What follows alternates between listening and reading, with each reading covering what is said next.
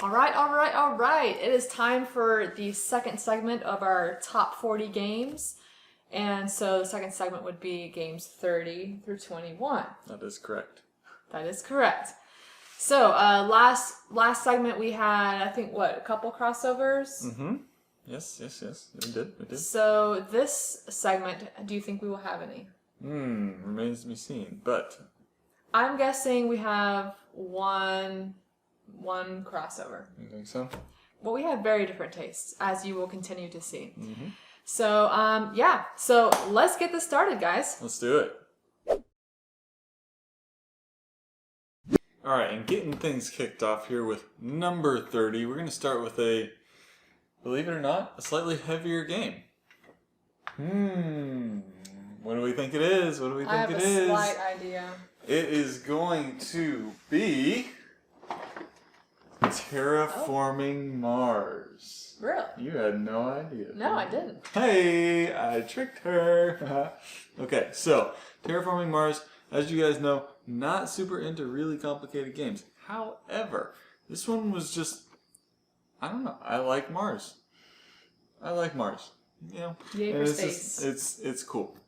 And this game, for whatever reason, stood out to me, even though it is somewhat complicated and there's a lot going on. There's a lot of economic stuff and trying to build build things on Mars and trying to terraform, trying to increase the oxygen level, increase the temperature, and all the other stuff. Just create water. Whatever all you do in... Satisfying the parameters. Exactly.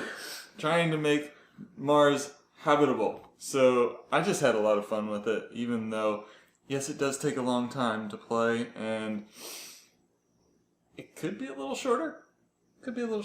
Well, that's what they're coming out with, some new Terraforming Mars, like the card game and stuff, which and I'd be interested to play that. Oh yeah, we're definitely playing. For right now, this is going to land on my list right now at number 30. I thought you were going to say right now it's going to land on Mars. It's going to land on Mars. We're going to shoot it off into space and it's going to Mars. Yeah, I really like the cards. I mean, they're like I think they're all different, right? I think that's right. I think so. Yeah. I can't quite remember, but it's just fun. I love space games, so we might see this one later. It's a good one.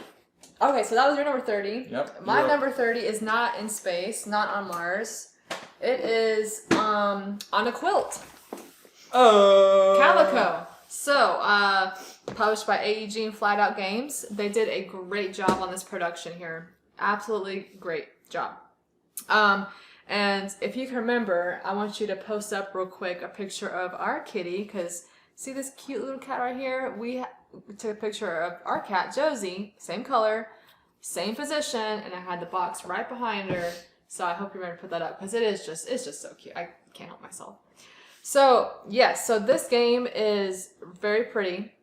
You are putting tiles, you're building a quilt, and you can put little cats on your quilt, and you're trying to get different patterns and colors around the gold tiles and trying to connect color tiles to put out your button tokens.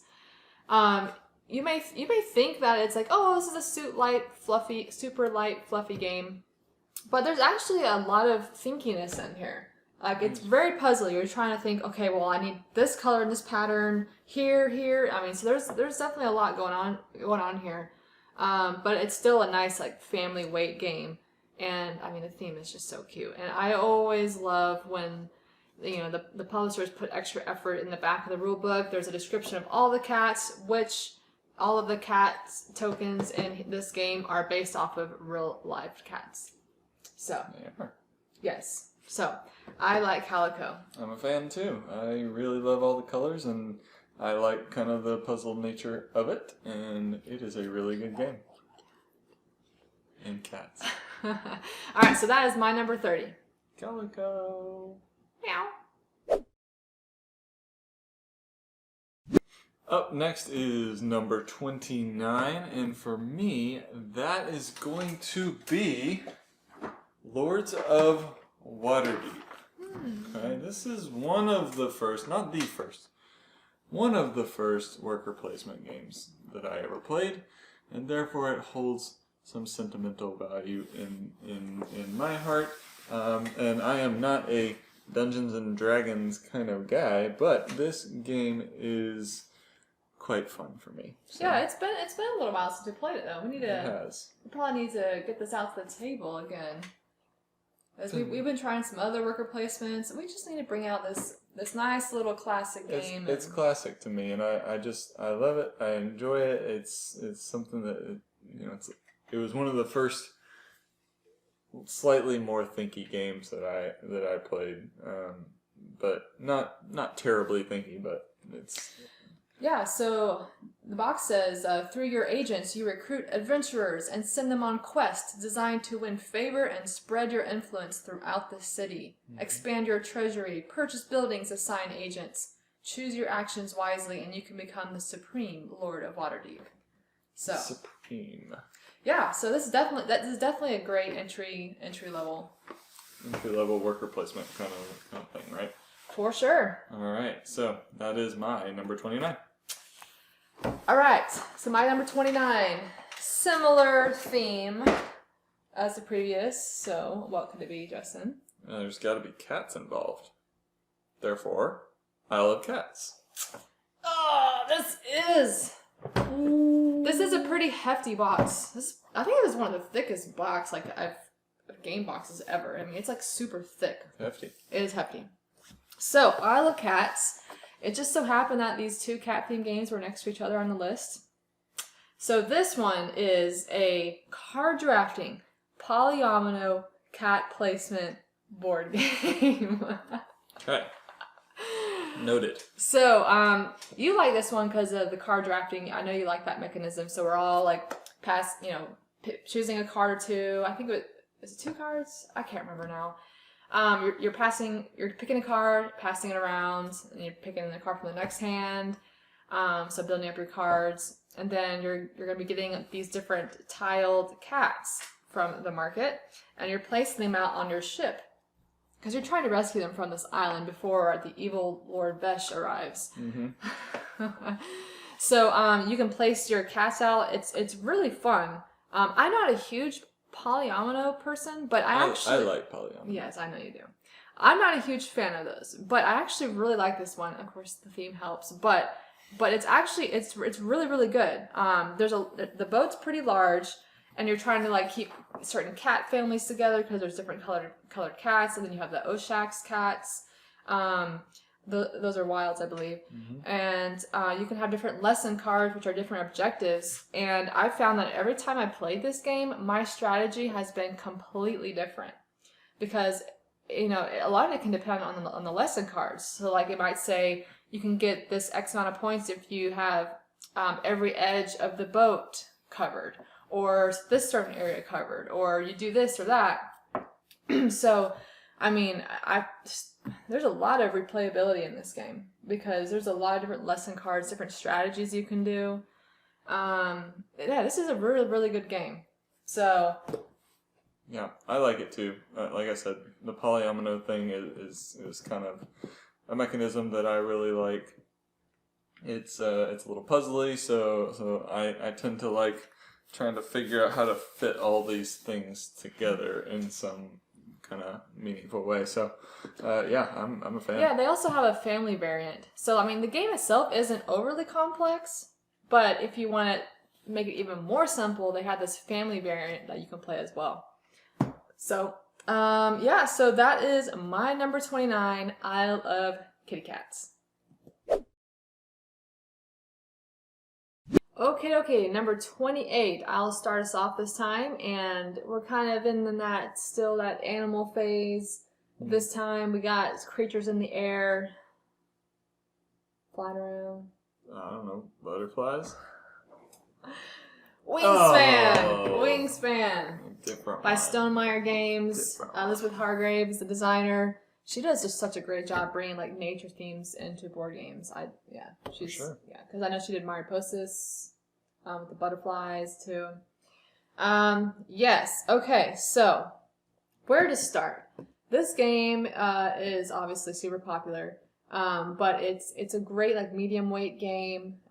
It's very card driven. There's a lot of different cards. I think every card is a unique bird. So it's just fun seeing all the different kinds of birds And they have different expansions that will have different birds from different areas of the world. I think this base set is North American birds, right? Might be. I think so. But I mean, your player boards are absolutely gorgeous, very vibrant colors. You're going to be playing cards. You're going to be collecting food.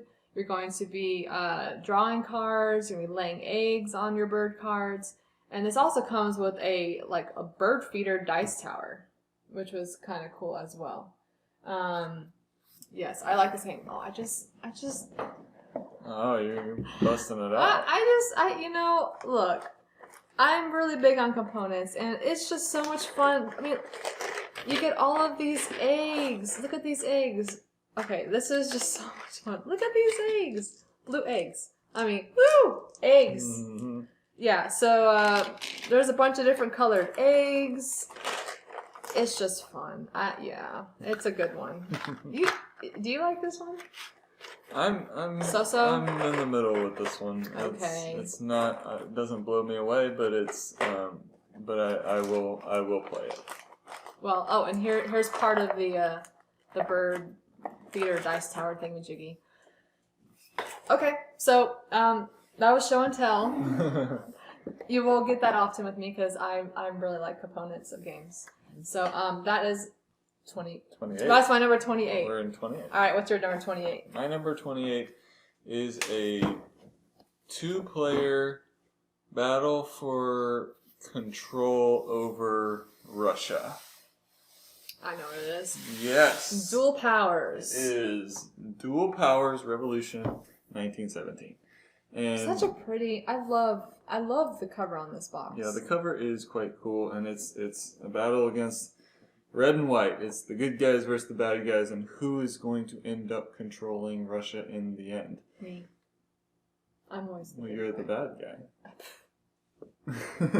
So anyway, I really like this game. It's really cool. You're managing a small hand of cards for multiple rounds, and you are each player has a specific goal that they're trying to achieve in each round, and you're kind of thinking and trying to figure out what's the other player's goal based on what they're doing out on the board. Yeah, there's like secret objectives. Yeah, there's secret objectives. Each player has a secret goals. objective. Yeah, so there's that, and then there's public objectives that everybody's also kind of looking at as well. So we're all kind of like trying to figure out what each other's doing, and then we're trying to control the map on the board, which is really pretty as well. Oh yeah. And over the rounds, you're vying for control over Russia. Different areas, yeah. Yeah. So it's really, really fun, really cool, and I just like I like the way it comes together. I feel like this really has been an underrated game, or not talked about hardly at all. But it really is a good 2-player game. Well, it caught us by surprise, too. Yeah. It's such a great 2-player game, and it's beautiful to look at, and it's this nice little tug-of-war feeling. Right. Yeah. More people need to talk about this game, because it's a good one. Yeah, this is a really good one. I recommend it. This is my number 28, Dual Powers. And now we have number 27. That was unplanned. What? I'm just... Oceans. All right. Yes. So, I like this game a lot. We went ahead and got the deluxe edition because I wanted to get all the acrylic fishies. So there are tons of cards in this game. This is an interactive engine builder. So you're trying to, build up your engine. You got these different traits, the different species, and you're trying to make sure they don't go extinct and die. So you're going to be foraging from the center area, like the little ocean area, and then you can have predators that are going to be taking fish from other players, from their species. So it's very interactive. If you don't like interactive games and games where you're kind of taking things from people and messing people up and doing stuff like that, and yeah, you won't like this game. I tend to not like those games either, but I don't know, I just really have fun with this game. And it definitely helps with the theme. I love ocean themes, and As you can tell by the cover, it's a very vibrant game. So there's a lot of surface cards. The artwork is amazing. You gotta admit, the art's pretty cool in this. I don't love the art. I What? told you that. I don't love this weird neon looking. I'm not saying it's not good looking. It's just not my taste. Well, it's really cool. Well, then you got at least like the deep cards. The deep cards have Those are darker and they look cooler. Okay. Well, you like half of the game. Yeah, sure. Here's the back of the. Yeah, that looks cool. Back of the cover. This kind of has that vibe of the deep cards. Yeah, that's cool. Yeah, I like that. So that's surface cool. cards, deep cards. Yeah, this is just like highlighter. I like them both. Highlighter threw up on something. Whatever. Ugh. Well, if you're familiar with the Evolution games, this is very similar. But I mean, it's definitely a standalone game. Yeah. So I mean, I feel like we talked a lot about the art. I did talk about the gameplay some too, but the acrylic fishies. I might have to do another show and tell. Oh. You start your number 27. All right. While I get my show and tell out. While Jody gets ready for show and tell, I'm gonna give you my number 27, which I have to be really careful because she might start show and tell on that one as well. So let's just go ahead and reveal. I love. My number 27 is. Oh my gosh. Everdell. Show and tell! Let's do a big show and tell session. Right, so. Woo! I really like Everdell. Jody loves Everdell. There's fun, cute little animals and amazing, incredible artwork that is much cooler than Ocean's artwork. I don't know what she's talking about. It is better, but I like this. Okay. But anyway, Everdell. Lots of cool stuff going on. You're drawing cards, your hand management, your worker placement, you're managing resources and trying to kind of build income and all this kind of stuff. Really cool, lots of different mechanisms that all kind of go together, and I like it. It's a fun game, and you know it's one of those. It's got expansions that are coming out behind it, and all the expansions just add a little something to it that's Spire Crest. Just kind of add to the fun of the game. Expansion. So I like it. I really, really like Everdell. This is my number 27, and I'm putting it away before No. show and tell ends up starting. Yes. Fine. Just real quick. Let me show you. Look. Okay. So the deluxe edition of this game. Look at all these acrylic fish. And this is just one set of colors. So, but as you can see, they're just amazing. So there's a lot of different other colors in here. I won't get them out. Just look at it. Okay. These are cool. These are cool. Yes. But this is the deluxe and edition. And there's like red, orange, and yes. So anyway, that is our number 27 with cool acrylic fish. Mm-hmm. All right, number 26 on my list is another cute little animal game. Uh-oh. More show and tell? No show and tell. I'm not going to let it happen. But this was one of the first cute little animal games that I ended up playing. And it is laying tiles as well. And I'm sure she's getting close to thinking about it. But before she does, I am going to reveal. Take a notebook. So, I really like this game. It was, it's tile laying. It's trying to create patterns in the tiles based on objective cards that you get. And you're also trying to get combinations of bamboo that are forming on the tiles based on objective cards that you're getting as well. You're moving the panda around, getting him to eat bamboo, and all this kind of stuff. It's just a fun little family game that I think a lot of people like because of the cute factor, for sure. It's a fun gameplay too. Absolutely. Yeah. I really, really enjoy this game and having to irrigate all of your tiles so that the bamboo actually grows on them. Moving the farmer around to grow the bamboo.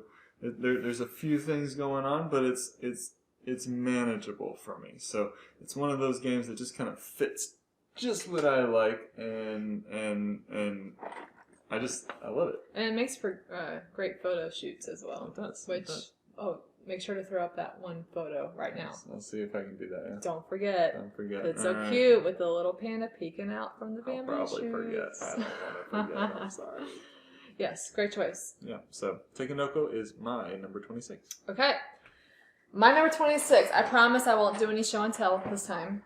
So, all right. So this game is from the same publisher who did Clank and Space, the whole Clank stuff. Mm-hmm. And I really like all of the Clank stuff. Mm-hmm. It's from Direwolf Publishers, or Direwolf Digital, I think. Do you not know? I got nothing. Really? I got nothing. Dune Imperium. So this is a relatively new game, but I was super intrigued whenever I found out this was coming out because I loved Clank, and of course Direwolf did those games, and I heard this was a deck builder and a worker placement game, and I love those mechanisms, and was super excited. And so when we played it, and I was super excited about this game. So, the more and more I play this game, I wonder if it's actually going to move up on the list. Because it is a relatively new game, so the more I play, I think I might like more and more. Yep. So we'll see. Yeah, so like I said, it's deck building and worker placement. But there's also this cool little conflict area of the board where everyone's going to be deploying their troops. You have some troops in the garrisons, and sometimes you can put them directly into the conflict zone. And then once you move on to later phases during that round, everyone's going to be revealing secret intrigue cards that might have conflict on it. That's going to add to your tally of conflict, and whoever has the most is gonna win that. And those are important because sometimes there's victory points that you can win if you're first or second. Of course, you might win resources like spice and other cards. Mm-hmm. So this game is just you're racing. You want to get to 10 victory points first, and after that triggers the end of the game. So I'm really liking this game. And they are coming out with an upgrade pack with miniatures for this because, it's not the best components in the base game. But I really enjoy it, and I might have to get those little miniatures for this game. Maybe. I'll have to beg. What if I play 1,000,000 games of chess with you? We'll see. Alright, so that is my number 26, right? 26. Number 26, Dune Imperium. Alright, so number 25. My number 25 is Corrophanol, as you can see here. This is an awesome tabletop game. It's a lot of fun. So obviously it's like a dexterity game because you're going to be flicking. You're trying to get your disc inside that hole. There's different scoring zones. If it's in here it's 20, you got here, and you gotta try to hit your other player's disc off like that. And then so it's really fun with four players because you got 2v2, and so you're on a team with someone else, and it's just a lot of fun. I mean, every person, every my family and our friends we played with, and they all loved this game. One of them just went out and bought it because they liked it that much. Yeah, this is just a good one. It's fun. Yeah, this is a favorite of mine as well. So yeah, absolutely love the dexterity stuff going on here. Lots and lots of fun. Yeah, if you guys haven't heard of Corrophanol or haven't really checked it out, you guys need to check it out because this is a great family game. Lots and lots of fun. Yep. That is my number 25, Corrophanol. Number 25. I'll move this over here. And for me, my number 25 is going to be trying to build a factory that creates little tiny bots. Cute little bots. Vacuum cleaner bots, little mini Roombas. So basically, like I said, you're trying to build your factory to be able to be as efficient and build as many bots as you possibly can. And yeah, that's basically the aim of the entire game, is to just get as much of that done as possible. And then you have trucks that you can like ship the bots and all this kind of stuff. So really, really, really interesting, really cool, kind of figuring out how to manage and build this factory that is as efficient as possible. I mean, you can, you're trying to make it more efficient, so you can like upgrade some pieces and get, like there's converters where you can convert a lower bot into a higher bot, and just moving them along the factory is just so much fun. Yeah. And the bots are so cute. Can we do a quick show and tell? No show and tell today, but that is my number 25, Mechanica. Alright, so number 24 for me is getting back into my world of more abstract kind of strategy games, and this is my first one in the GIF series that is going to hit my top 40. So, which one is it? Czar. It is Czar. So, I really like this game. I am an abstract strategy kind of person. I like those types of games. I really enjoy the GIF series. They are, to me, simple to learn, simple to play. Yet there's this kind of in-depth strategy going on, trying to figure out how to actually win. So in Czar, you've got these pieces out here of two different colors, black and white. But then within each color, you've also got three different types of pieces, and so one's got like nothing in the middle of it. One's got so one's got nothing in the middle. One's got just one color here, and then the other one's got like a target-looking thing in the middle here. So they're distributed evenly, so there's the equal amount of each of those kind, and the way that you win is by capturing one of those types of pieces of your opponents, right? Or if your opponent cannot capture anything of yours on their turn. So yeah, that's how you play Czar. It's really very, very simple, and it's one that I played quite a bit, and I want to play again very, very soon. So yeah, let's play soon. Let's do that. Let's make sure that happens. Yeah, I mean, the GIF series, it just feels like a classic. They just feel like classic games. Yeah, it's very simple design. And I always enjoyed I'm a component person, so I really always enjoy all the discs. They're just like nice weight, and they're fun. These just feel like classic games. Mm-hmm. Definitely a good series. Yeah, good choice. I love Czar. So that is my number. What are we on? 24. 24. There we go. So my number 24 is Ecos First Continent, published by AEG, designer John D. Clare. So where to start?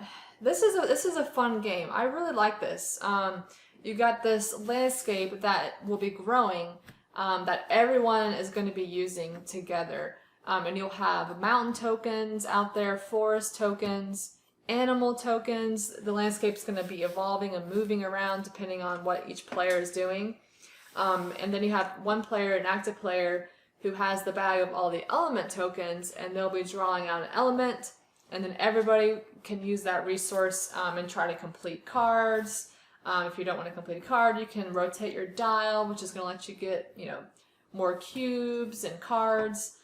And so you're just racing to get the most points. I just really enjoyed this game. It's definitely a fun one for sure. And of course, it's got some of that component feel to it as well. So it's got those chunky tiles and things like that are... Let's just do a quick show and tell. Just here we go. Really quick. Super fast. So you got these really, really cool element tokens here, with all different kinds of colors and symbols that the player will be pulling out. And then there's also these cool little storage containers, because there are a lot of different animal tokens. And so it comes with these little storage tokens that has a storage container for all of your different animal tokens. So you got like the antelopes, which I love playing with using antelopes. You got gorillas and rhinos, and there's a whole nother set of those too. So I mean, it's just a fun game. Oh, and it's a simultaneous play game. So after the Harbinger calls out or puts out the element token, everybody does it. Everybody uses it at the same time. So so it's a good one. So if you guys haven't checked this out, you should, because it's a good one. That is my number 24, Eco's First Continent. Okay, so number 23, I'm going to start us off. And I don't have it in my pile, and I couldn't find it anywhere else in the house, so I'm thinking it might be in his pile. And that is a game called Power Grid. It is in your pile, so that means that this is going to be a crossover. So, Power Grid. You are going to be, well, let me get it out first here. Here's Power Grid, alright? So you are going to be trying to pretty much power your city and build your network. And there is like a bidding phase where you're trying to you're bidding over some different, let me stand this up. You're bidding over some different power plants that you're gonna put in your play area, but you have to make sure you can fuel them. So you gotta pay with resources. I think the resources in this game are like coal, oil, garbage, uranium. It's kind of funny. So there's definitely some of that, resource management, a little bit of economic stuff going on. And it had, okay, I can't really compare it. This isn't really a good comparison, but you know how Ticket to Ride, you're placing out routes on your board, you're kind of spreading out, on the map as well, because there's a map and you have different locations. It's definitely not like similar gameplay. This is definitely more the heavier game. But it has that concept of like, you're spreading your network over a map. Mm-hmm. We need to play this one again soon, because I really enjoy this game. This has got really fun. I really love the resources in this.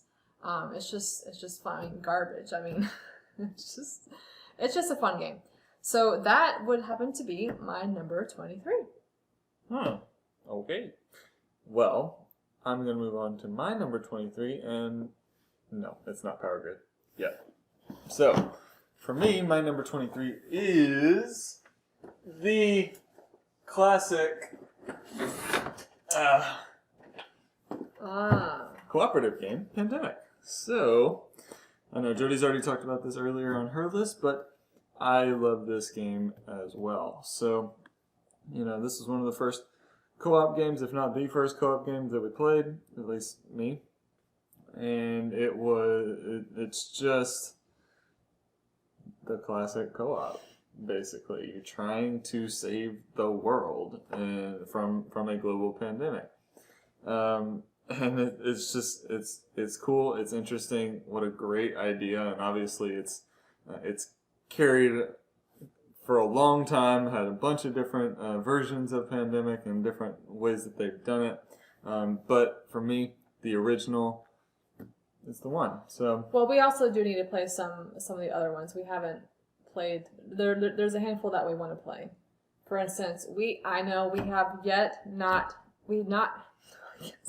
yet not done this. Yes, the Legacy, the 012 Pandemic Legacy. We haven't done those. But that is on our list. We do want to do those. So I know those are amazing. I've heard a million awesome things about them. So we will get to them eventually. But for now, we're just sticking with basic Pandemic because we have not played those other ones yet. Probably.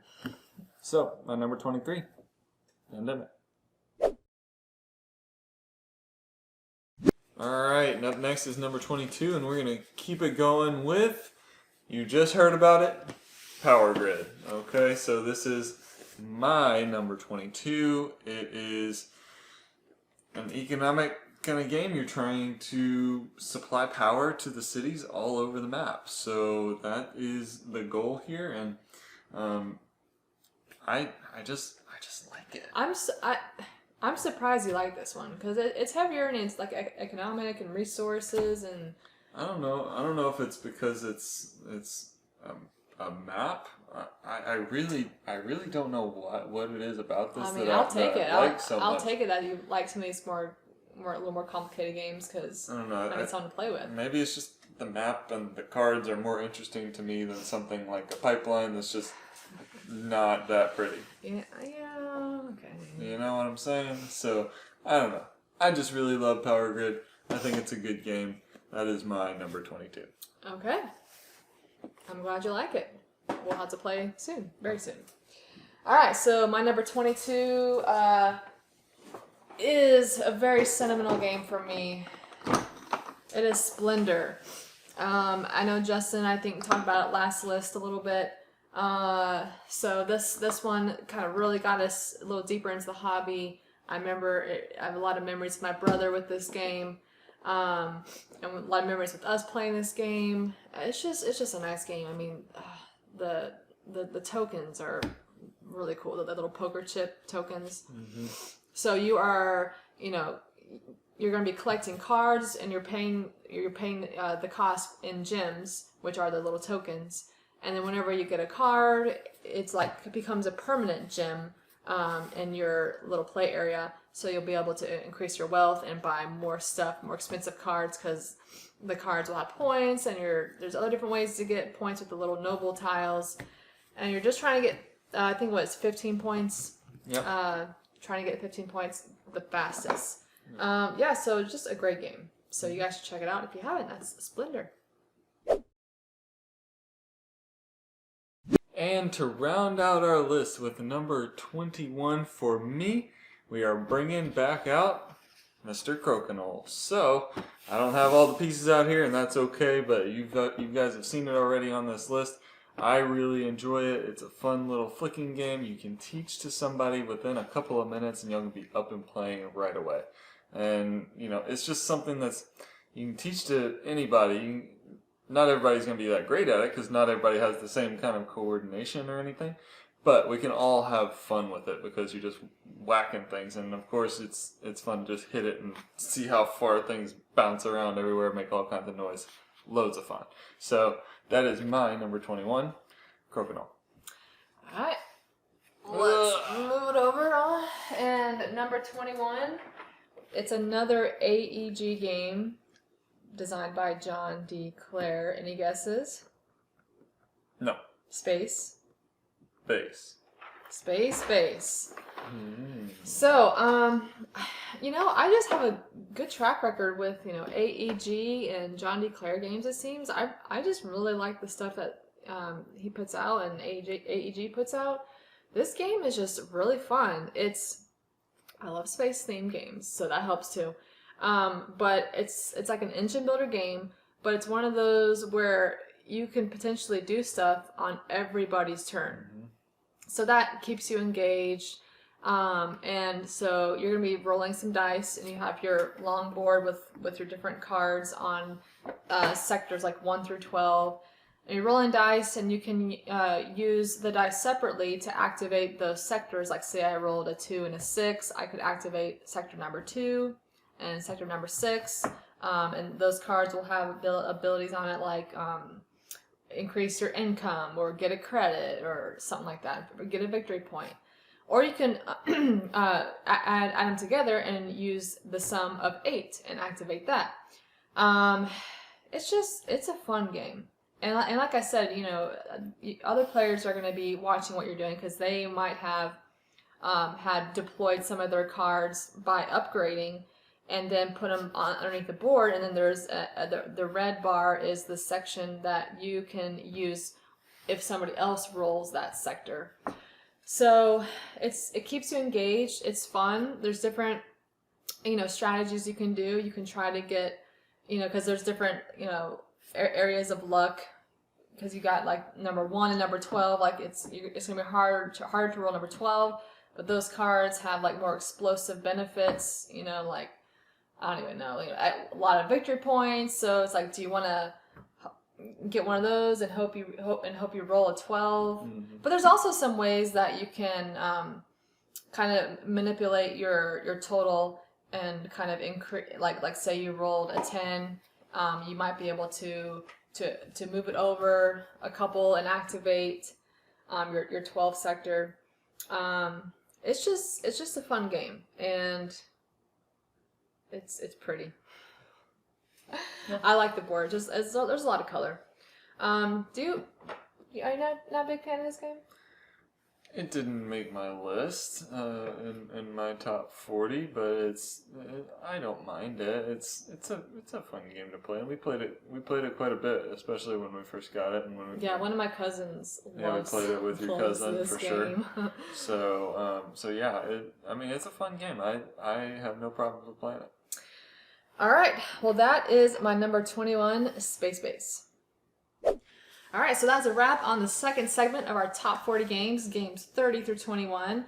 Hope you guys liked it and hope you guys liked some of our picks. Let us know in the comments below if there's any of those games that you liked and your thoughts on them. Well, we definitely like them, so let us know what you think about them. Yeah. Yeah, so, and if you guys like this video, go ahead and hit that like button, and if you haven't subscribed already, go ahead and do that too. And until next time, guys, thank you for watching. Yeah, and stay tuned because the next segment is coming up shortly.